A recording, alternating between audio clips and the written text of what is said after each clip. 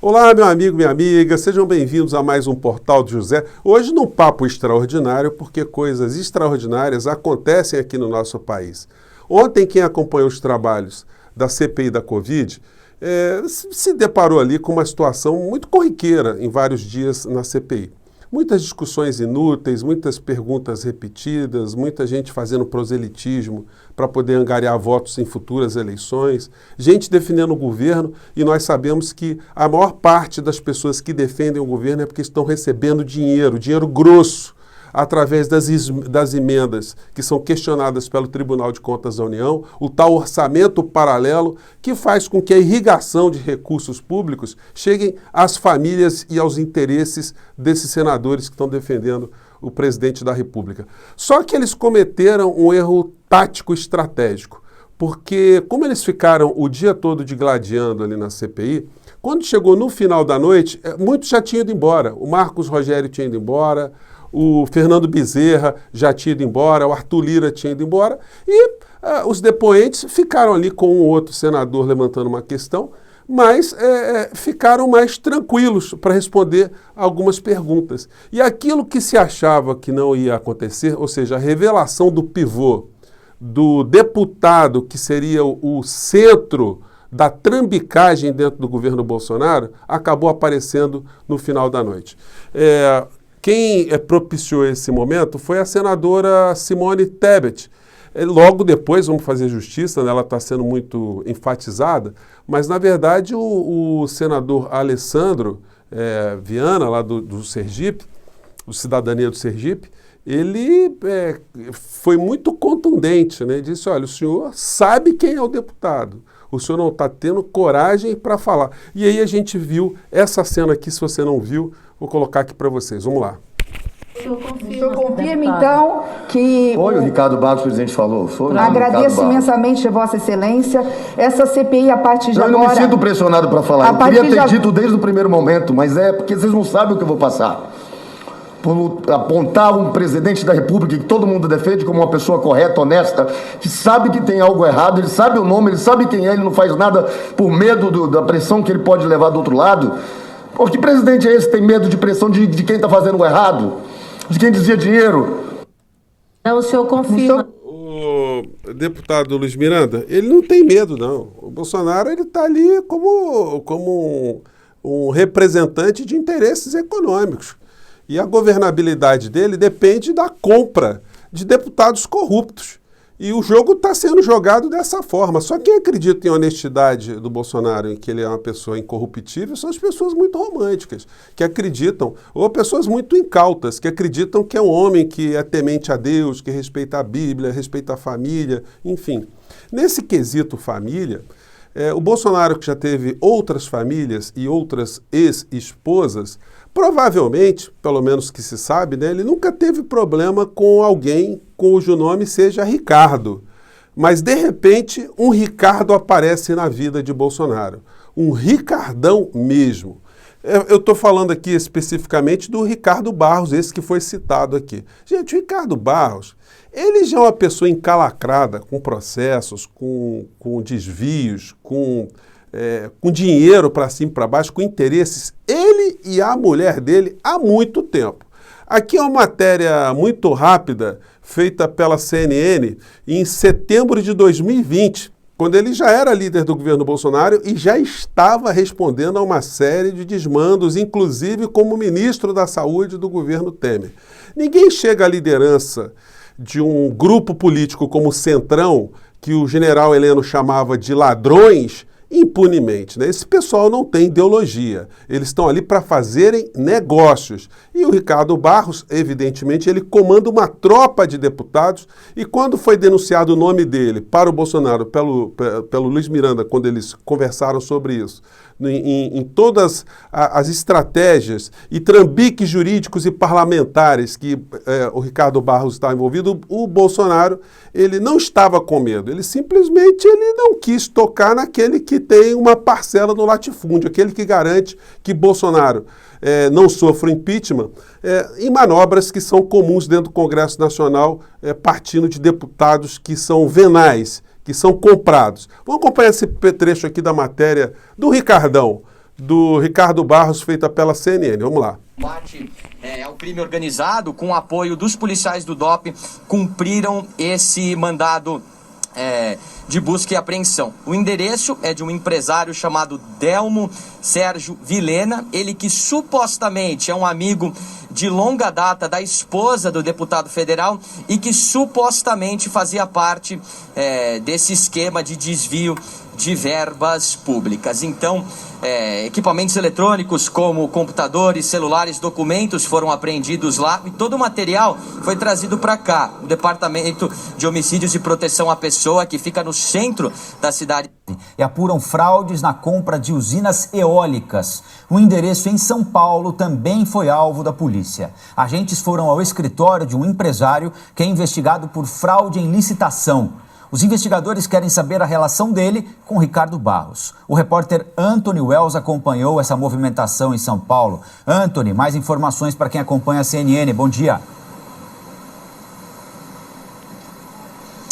Isso mesmo, Colombo, Elisa, bom dia para vocês e bom dia a todos. A gente continua acompanhando essa operação, batizada de Operação Volt, desde as primeiras horas do dia. E segundo o delegado Evandro Lemos, da Divisão de Capturas do DOP, que é o Departamento de Operações Estratégicas da Polícia Civil, essa operação mira sim o deputado federal Ricardo Barros. Segundo o delegado, o deputado teria firmado contratos entre 2011 e 2014 com uma empresa do setor de energia para a compra de equipamentos de energia.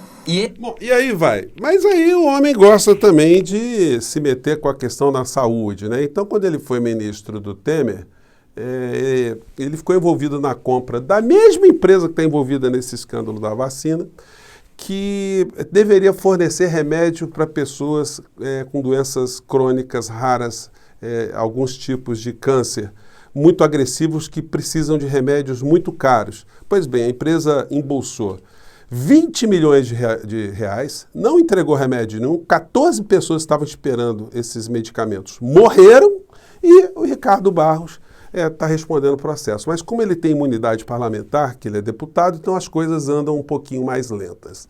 Ele foi para o Twitter logo depois que essa informação foi dada, que ele estaria envolvido nessa trambicagem, que o nome dele seria o nome citado ali pelo deputado Luiz Miranda.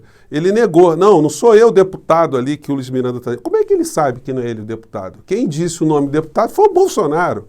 O Bolsonaro foi que falou para o Luiz Miranda aí, já é aquele cara, é aquele deputado, e falou o nome do deputado Ricardo Barros. Então, é o Bolsonaro que tem que ser desmentido. E o Ricardo Barros foi o cara que apresentou a emenda que abriu caminho para a importação dessa vacina Covaxin. Então, quer dizer, nada acontece por acaso. Aí eu fui ver o Twitter aqui do deputado, ele se explicando, e aí me deparei com essa cena aqui, ó, uma cena que me surpreendeu. E com o texto também, vocês vejam como é que as coisas vão se conectando. No Twitter ele está dizendo o seguinte, Twitter de alguns dias atrás, 4 dias atrás. Na liderança do governo para a votação da capitalização da Eletrobras. Ele está metido lá ali com a Eletrobras. Ele está ali no centro. O Ricardo Barros é esse aqui, com a blusa branca, com a carequinha reluzente, e ele dizendo o seguinte, capitalização da Eletrobras com o deputado Evair de Mello, José Carlos Aleluia, conselheiro da Itaipu Nacional, eu, o ministro das Minas e Energia, o Bento Albuquerque, também é almirante, que gosta também de estar envolvido com as privatizações, com empresário, com montanhas de dinheiro, né? Um homem que está muito seduzido por essas propostas, um grande patriota, né, que esse governo tem. E também o deputado Hélio Lopes, o famoso Hélio Negão, que vocês estão vendo aqui, também um profundo conhecedor das questões de energia, de vacina. Ele foi para Israel outro dia ver a coisa do spray nasal. É um homem que está com o Bolsonaro para cima e para baixo, sempre atrás do Bolsonaro, em imagens que muita gente fica até muito preocupadas, né, com o que pode estar rolando ali naquela cena, naquela situação toda ali. Enfim, mas o que tem a ver o deputado com essa discussão de Eletrobras, com as pessoas que estão nessa situação aqui e os interesses públicos e por aí vai. Aí a gente descobre que o Bolsonaro nomeou a esposa do Ricardo Barros para compor a direção da Itaipu Binacional, que também faz circular bilhões e bilhões de reais e também de dólares, por conta da função estratégica que a empresa, que a instituição tem para a economia brasileira. Então, como vocês podem ver, a mesma senhora que também em outras investigações esteve ali figurando como uma figura central de outras trambicagens equetais. O Bolsonaro tinha conhecimento desse passado do Ricardo Barros? Sim, tem. Ele tinha conhecimento, ele tem o mínimo de informações, mas ele resolveu entregar uma parcela do latifúndio de porteira fechada para esses interesses muito particulares do deputado Ricardo Barros, que é um defensor, um negacionista. Eu tive uma entrevista dele na CNN, ele quase batendo boca com o repórter, né? Assim, num comportamento que não era de um parlamentar, era muito mais de um gangster, que não tem medo de nada, ou que pelo menos se coloca na posição de intimidar, uma posição intimidatória. Eu não consegui nem pegar aqui para vocês para colocar isso aí. Bom, mas fato é que esses episódios todos, eles vão precipitar muitas discussões e muitas ações.